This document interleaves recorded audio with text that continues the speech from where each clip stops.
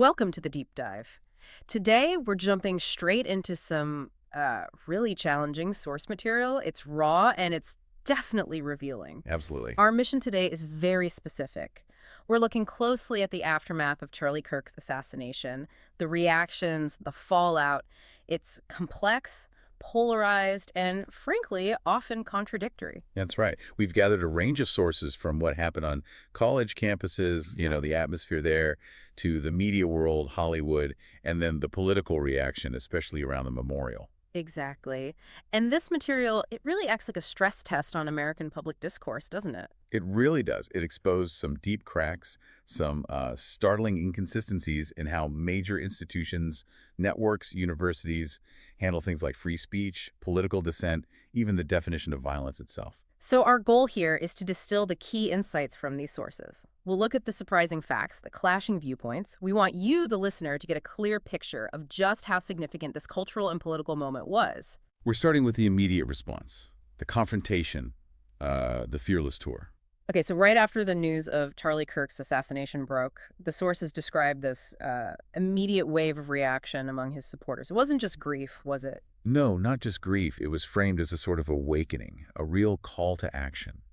You had millions, reportedly, online and elsewhere, saying, "We are Charlie," a clear signal they wanted to continue his work, push back against the violence. And that feeling translated into something tangible. Yes, directly. David Kay and Cam Higbee launched this fearless tour. The mission, as they stated it, was to directly counteract what they saw as, well, the terrorization on campuses and protect conservative free speech. Which they felt was. Their view, according to the sources, was that it was basically non-existent, or at least under true threat, on many university campuses. So they decided to go right into the thick of it, setting up tables, inviting debate. Exactly.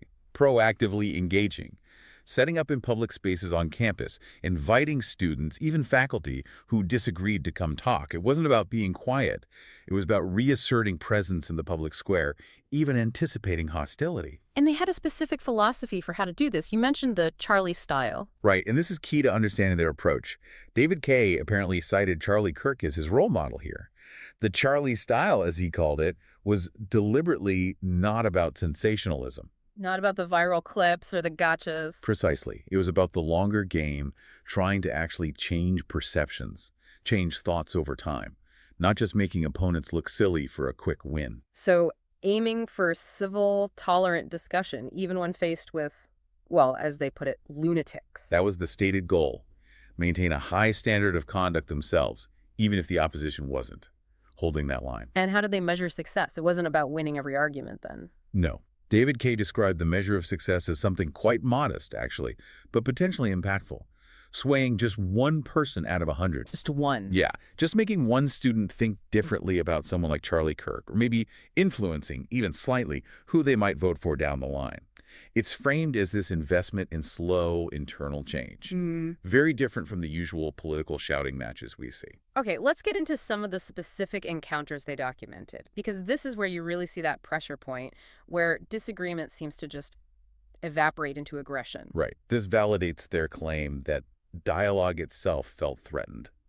Take Atlanta, Georgia. They described this stop as one of the craziest places they visited. What happened there? Well, they detailed these interactions where students just flat out refused to engage rationally, wouldn't articulate their own positions. Instead, it just became disruptive, hostile.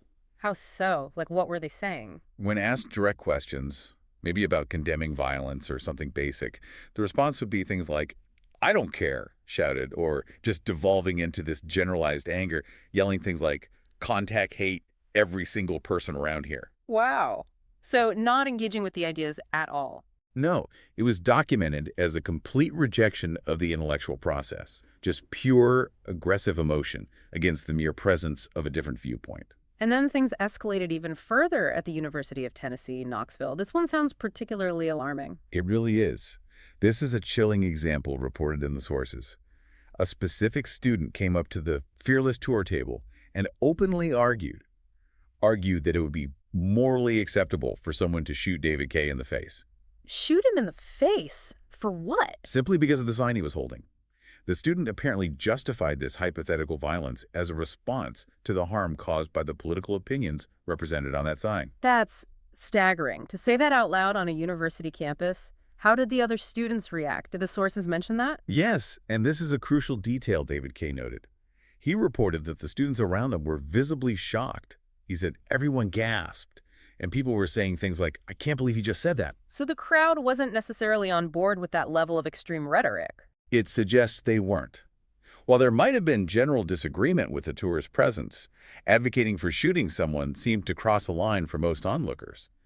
It actually isolated the student making the threat. So, in a way, that student's actions backfired on him. According to David Kay, yes. He said the student, quote, made himself look terrible and made us look incredible, particularly when he then refused to even shake hands afterward. The tour team stuck to their Charlie-style civility while he resorted to, well, violent ideation and threats. Okay, what about Georgia State University? The sources described that one differently, didn't they? More friendly, but still problematic? Yeah, friendly in the sense that students were apparently more willing to actually talk. But the description was also that they lacked restraint, like they don't really think before they act, Right. maybe more impulsive. And there was another dynamic there, intimidation within the opposing group. Exactly. This is really telling. The team reported seeing students who seemed genuinely interested, who wanted to ask questions or engage, but then their own peers would pressure them, sometimes quite aggressively, telling them to just walk away. Don't even listen to the other side. Right. So you have this situation where the opponents are actively suppressing discussion among their own side, preventing people from even hearing the arguments. While calling the activists fascists. Precisely. Labeling them fascists or Nazis while simultaneously trying to enforce ideological conformity and shut down any curiosity or dialogue. It suggests the goal wasn't safety from harm, but maintaining an ideologically pure space. Which brings us back to this really fundamental question the sources raise. Why is political disagreement escalating to this level, to threats of violence? David Kay really hammered this point. He and his team are private citizens. They hold no office, they can't pass laws that physically harm anyone, yet their words, their opinions are being treated as if they are physical harm. And that perceived harm is then used to justify. To justify a desire for actual physical retaliation. Like saying it's okay to want someone shot in the face over a sign. It's a complete breakdown of the distinction between words and actions. So what are the potential explanations offered in the sources for this? Why this leap? Well, the speculation touches on a few things. Maybe isolated cases of radicalization, possibly mental health issues in some individuals. But also, and this is a recurring theme, potential incitement. Incitement by whom? By narratives pushed in some mainstream media outlets, or even by some elected officials who constantly frame political speech they disagree with as literal violence. If you hear often enough that words are violence, maybe the next logical step for some is responding with actual violence. And David Kay pointed out the hypocrisy in this, right? The people claiming words are harmful. Yes, this is a constant point.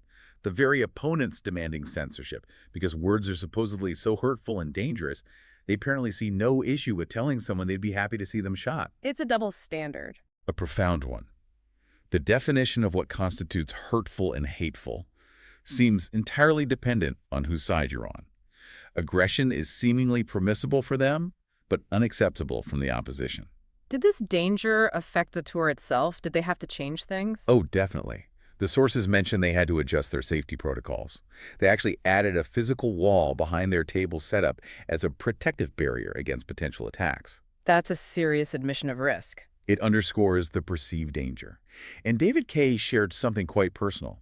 His Jewish mother, who you'd expect to be primarily worried about his safety, actually told him he had to continue. Why? Because she recognized, he said, that freedom of speech itself is under true threat in America.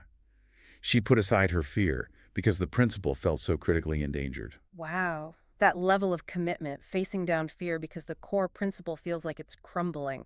It really sets the stakes for this whole campus debate, doesn't it? It does. It frames it not just as politics, but as a fight for the possibility of nonviolent political exchange itself.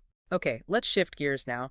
Moving from the campus frontline to the equally charged arena of media and Hollywood, the Jimmy Kimmel controversy. Right, and this incident, directly linked to the assassination aftermath, really threw a spotlight on some major inconsistencies, some real double standards regarding free speech and corporate accountability. So, remind us of the basic facts here. Kimmel was taken off air by Disney ABC. Temporarily, yes. The sources state he was temporarily taken off air.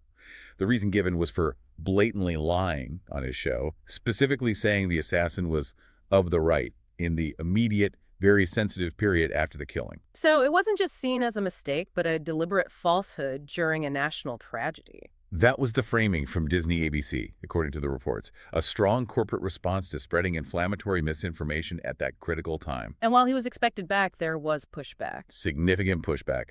Over 40 Sinclair broadcast stations reportedly said they wouldn't air his show when he returned. That shows real resistance from affiliates, the distributors on the ground. Now, this corporate action sparked a huge reaction from Hollywood, right? Massive. More than 400 celebrities signed on to a letter condemning Disney ABC's decision. We're talking big names. Jennifer Aniston, Ben Affleck, Cynthia Nixon, Angelina Jolie. A real show of force. And the letter was penned by the ACLU. Yes, the ACLU wrote it, and the core argument was about protecting Kimmel's constitutional right to free speech. Okay, but let's pause here. We need to analyze that argument carefully, based on the sources. They're citing the First Amendment, but this was Disney, a private company. Exactly. And the sources make this distinction very clear. Disney made a business decision. It was an internal employment issue, a corporate disciplinary action. It wasn't the government censoring him. So invoking the First Amendment, is that accurate here? Legally, it's a stretch. The First Amendment primarily protects you from government censorship, not from the consequences imposed by a private employer like Disney. So, framing it as a constitutional battle either misunderstands the amendment or perhaps strategically elevates the dispute. It makes it sound like a much bigger state-level attack on speech. Right, which is very telling about how that segment of the celebrity and political world views corporate decisions they dislike. Angelina Jolie's comments were specifically highlighted too, weren't they? She was at a film festival. Yes, promoting her film Couture at the San Sebastian International Film Festival. She made comments saying she doesn't recognize my country right now amid these events. She was careful, described as carefully critical. And the sources added some personal context there. They did. They mentioned the very, very heavy times, but also pointed out the political divide within her own family, her father being John Voight, a known conservative, a Trump appointee. So it underlines how these political fault lines run right through even Hollywood's most famous families. Absolutely. It personalizes the schism. What about Kimmel himself? How did he react to the suspension, according to the sources? Was he apologetic? Not according to these reports. They suggest he's not going to back down. The plan was apparently to come out swinging against Disney, maybe even double down on the rhetoric when he returned. And he only came back for his crew. That was the narrative reported that he wanted to quit on principle, but felt obligated to return for his staff, over 200 employees. But this principle narrative was met with some sharp criticism in the sources, particularly around economics. Yes, a strong critique focusing on a perceived sense of entitlement. The argument laid out was basically, look at the show's economics. The audience has reportedly plummeted, down maybe 70% from its peak. So the cost is huge, but the audience isn't there. Exactly. Running a show with that many employees, that massive overhead, is portrayed as economically nonsensical, especially when you compare it to someone like Charlie Kirk, a self-funded digital creator reaching huge audiences with a tiny fraction of the resources. It sets up this contrast. Who deserves a platform? The expensive legacy media figure demanding constitutional protection for errors, or the efficient digital figure often targeted for removal? Precisely. And that leads straight into the core hypocrisy that the sources really zeroed in on. Which is? That these very same celebrities, these same political figures now defending Kimmel so fiercely, were often very happy when conservatives got canceled or deplatformed. Think Roseanne Barr, Gina Carano, both removed by private companies like ABC and Disney. And the argument back then was? The standard line was always, these are private companies. They can decide who they associate with. It's not a free speech issue. But now when it happens to one of their own, the tune changes completely. Suddenly it's all about the First Amendment. Corporate accountability becomes unacceptable censorship. The sources compiled prior statements that really highlight this flip-flop. What kind of statements? Well, you had claims that misinformation or hate speech has no guarantee of free speech, that maybe it should even face civil or criminal charges. There were public calls to hold platforms like Twitter accountable and shut down if they didn't police content strictly enough. And specific arguments about broadcast TV, too. Yes, arguing that networks like Fox News should be subject to federal regulation because of the potential for incitement of violence. Now, contrast that with defending Kimmel, who was disciplined for, well, for spreading inflammatory misinformation during a crisis. The inconsistency is pretty stark. And you see it in individual reactions, too. The sources pointed to the View hosts. Sunny Hostin, for instance, was reportedly thrilled when ABC fired Roseanne. She said explicitly, when you cross that kind of societal norm, you must pay the consequence. But presumably the standard applied to Kimmel was different. The implication is clear. The consequence standard wasn't applied equally. Then you had Ana Navarro worrying about a future Trump administration silencing the press, cutting NPR funding actions she called dictatorial. And the counter-argument Was that entities like NPR and CPP are seen by conservatives as leftist propaganda outfits, not impartial news, and thus not inherently entitled to taxpayer funds, though they're free to exist. The point is, the principle of free speech, or who deserves funding or a platform, seems entirely situational. So the takeaway from the sources here is that for a significant chunk of the media and political elite, the defense of free speech is selective. It appears that way.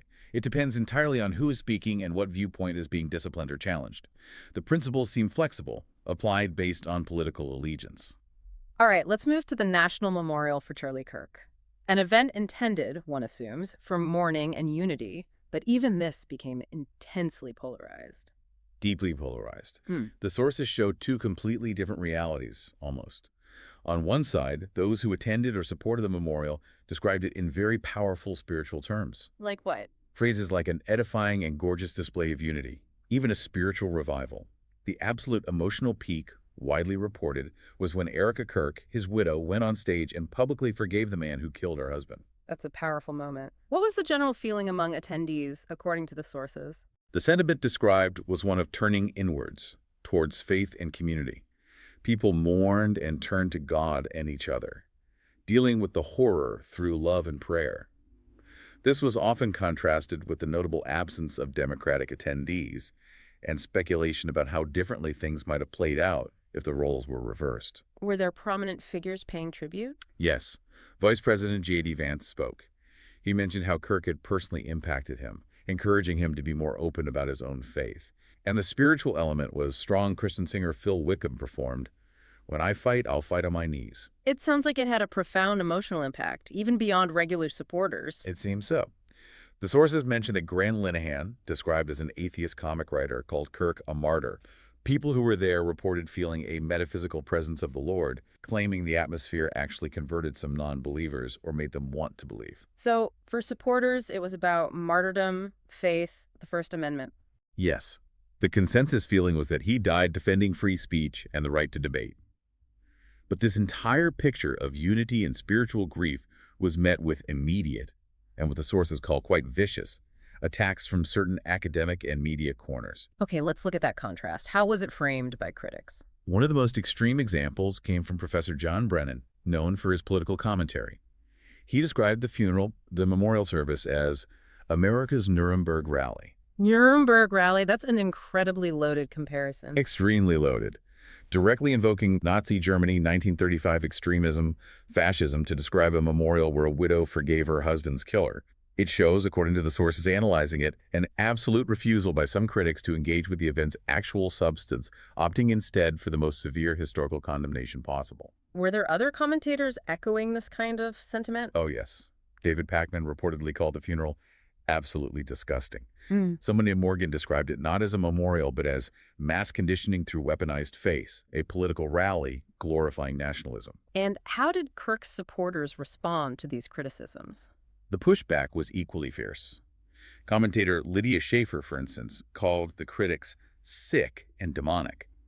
She highlighted the irony, saying these critics were effectively glorifying a political assassination after spending years crying over mean tweets. The implication being they prefer the violent outcome over the display of forgiveness and faith. That's the underlying accusation from her side, that the critics couldn't stand the sight of unity, prayer, and forgiveness from their political opponents. This polarization also showed up in basic media labeling, right? Like how Kirk himself was described. Yes, the BBC specifically drew criticism in the source material for labeling Kirk's views simply as far-right. And the counter-argument to that label was that it's inaccurate and politically motivated. Supporters argued his message was actually quite moderate, focused on youth outreach, and that he actively platformed diverse voices, African Americans, other minorities. They saw far-right as a lazy, dismissive label used to dehumanize him and his followers. And then there was this stark visual contrast happening at the same time as the memorial, involving the Obamas. Right. The sources picked up on this. While the memorial service was happening, drawing millions of viewers, former President Obama and Michelle Obama were spotted in the Italian Riviera, Doing what? boarding Steven Spielberg's $250 million super yacht. And reportedly, they were discussing plans for a movie about themselves. Wow. Optics of that. For Kirk's supporters, it became this potent symbol of the utter divide. You have one part of the nation deep in mourning, turning to faith, while the elite political celebrity class is pictured enjoying extreme luxury, focusing on self-promotion, seemingly worlds away from the national trauma. It paints a picture of two completely separate Americas. That's exactly how it was framed in the sources covering that angle. Was there any effort towards maybe reconciliation or remembrance from official institutions involved? There was one mentioned. Utah Valley University, where the tragedy occurred, formed a UVU Memorial Committee What was their goal? to create some kind of monument for Kirk on campus. Importantly, they were seeking public input from students, faculty, the wider community, even elected officials. Supporters saw this as a positive step, an attempt by the university to actually learn from this horrific moment and maybe create a space for healing. Okay, let's broaden the lens a bit now to the larger political context. The assassination inevitably brought discussions about organized extremism and accountability back to the forefront. Absolutely. The sources specifically mentioned the previous Trump administration's move to designate Antifa as a terrorist group. This event reignited debate about whether that designation was necessary or justified. What were the arguments supporting that designation, as laid out in the sources? They point to what they call Antifa's documented history of violence and causing chaos. The specific example often cited is the prolonged assault and stalking campaign against journalist Andy Ngo. And the core argument is that their methods are inherently violent. Yes, the claim presented in the sources is that Antifa's primary goal is disruption and damage, and they don't care about collateral harm to people. Yeah. This, the argument goes, justifies some form of government intervention, treating them as domestic terrorists. And there was also a call to look into funding. Right, a push to investigate who is actually funding these groups, described as radical extremist groups, and hold those funders accountable as well. At the same time, the media's role came under scrutiny again, didn't it? Accusations of blurring reporting and activism. Yes, particularly in how some political events were covered or promoted. There was a specific example involving Rachel Maddow. Correct. The sources highlighted an instance where MSNBC anchor Rachel Maddow used her broadcast to essentially give a free ad for leftist groups organizing protests. What did she do? She gave the specific date, October 18th, for upcoming No Kings rallies, encouraged people to attend, and detailed how organizers wanted protests everywhere. And how is this characterized in the source material? It was presented very critically, described as what passes for news reporting these days. The suggestion being that this isn't neutral reporting. It's active promotion, maybe even incitement, of political action by a major news anchor. Which, of course, fuels that sense of polarization and distrust in media. Exactly. It feeds the narrative that major news outlets aren't impartial observers, but active participants in the political fray. Now, amidst all this incredibly heavy, politically charged news, the sources took a sudden, rather bizarre detour. They did. It's almost comical relief, if it weren't so strange. It involves Taylor Swift, Travis Kelce, and a lawsuit. Okay, what happened? Apparently, a process server trying to deliver deposition papers to Taylor Swift related to a lawsuit from Justin Baldoni's legal team took extreme measures. How extreme. He was arrested at 2 a.m. for jumping the fence at Travis Kelce's house. He jumped the fence at 2 in the morning to serve papers. That's what the sources report. Charged immediately for trespassing onto private property in the middle of the night. Wow. It's just It's a a- completely different universe of problems happening simultaneously. Right. It's this weird reminder that while the nation is grappling with assassination, political violence, media bias, the high-stakes, sometimes absurd world of celebrity legal drama just keeps churning along in the background. A totally different kind of chaos. Hashtag outro. So we've covered a lot of ground here, from campus confrontations to Hollywood hypocrisy to the fractured reaction to a national memorial. After digging through all this source material, what are the main takeaways for you, the listener? I think there are three really stark points. First, the level of violent rhetoric that was documented on college campuses is genuinely shocking. We're talking about open calls for shooting political opponents. And this being articulated by people who simultaneously claim that mere words from the other side constitute violence. Exactly. That core principle of civil debate, the Charlie style, it seems to be facing an existential threat from just raw aggression. Okay, second takeaway. The blatant double standard in media and Hollywood regarding free speech. It's undeniable based on these sources. Corporate discipline is framed as censorship only when it hits their side. Well, they cheered or defended the exact same actions against conservatives. It really looks like free speech defined by political convenience. Mm-hmm.